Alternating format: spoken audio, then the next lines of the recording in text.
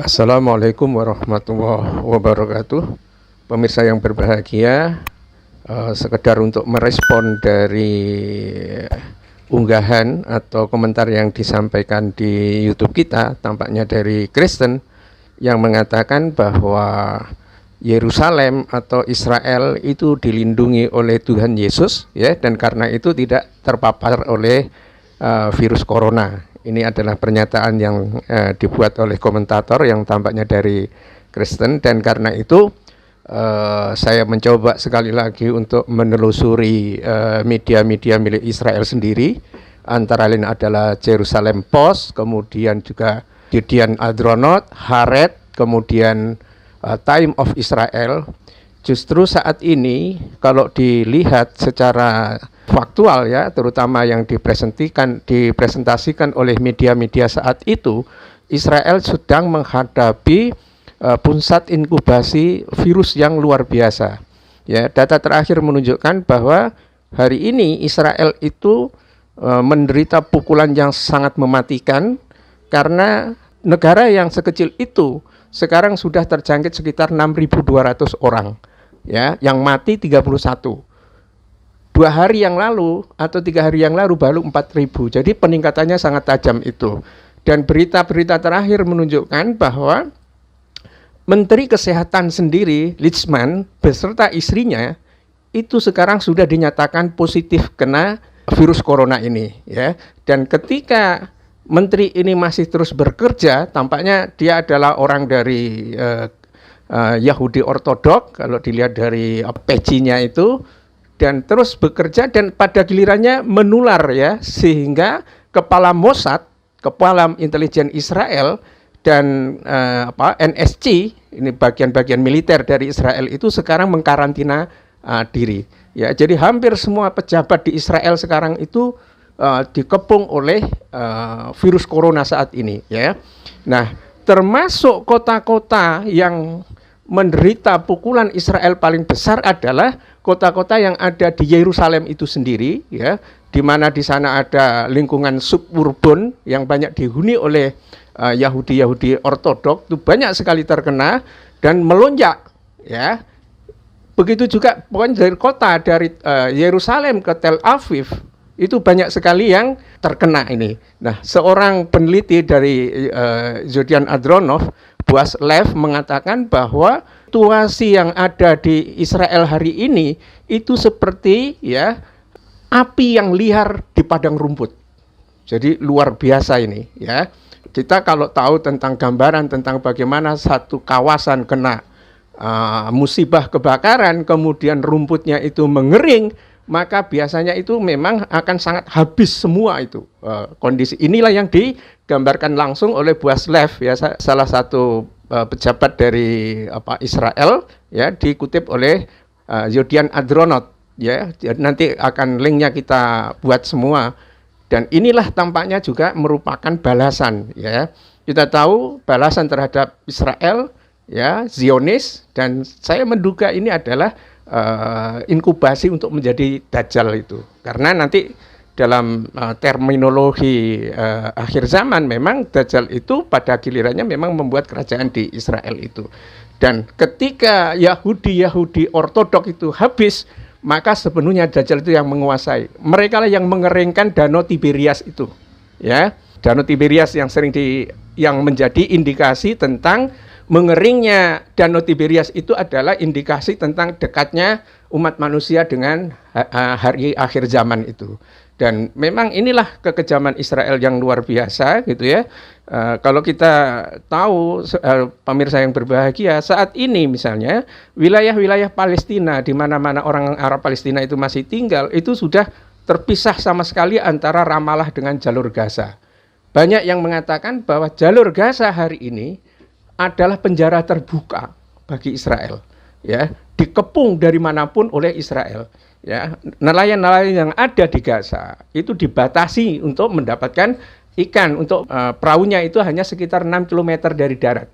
Dapat apa itu kalau para nelayan hanya mendapatkan jangkauan sekitar 6 km dari garis pantai itu.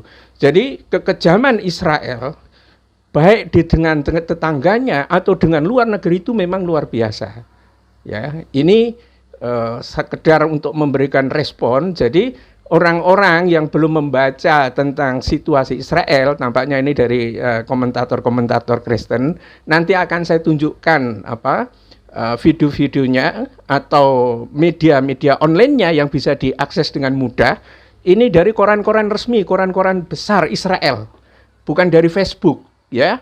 Bukan dari amatir, dan inilah yang kelihatannya akan menjadi malapetaka yang mematikan. Ya, bagaimana bisa ya ketika sebuah pemerintahan, bahkan Benyamin Netanyahu sendiri sudah dinyatakan sudah dites coronavirus ini, hanya saja memang kabarnya masih negatif itu. Karena apa? Orang terdekatnya itu sudah positif kena coronavirus, dan Menteri Kesehatan sudah positif kena coronavirus beserta istrinya, dan itu membuat kepala Mossad, kepala NSC semuanya akhirnya menghadapi tes coronavirus ini, ya.